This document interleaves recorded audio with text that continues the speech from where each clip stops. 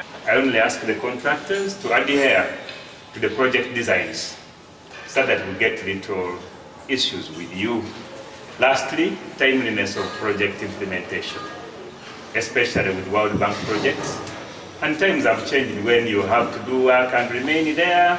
Last week I was checking on work done by UPDF Engineering Brigade in one of the health centers, and it was just complete shoulder work. I tell you the truth. And I'm supposed to return there with media, such that we show the country that UPDF is not doing good work for us in Mbarara. After Katete Bridge, we go to Nyakayojo, it's just shoulder work. They're behind schedule, work which was supposed to be delivered in January. They're asking for another extra 6 months, and yet they were paid 100%. So these are really nagging issues on us who do monitoring of these projects. Download the app on App Store or Google Play Store now.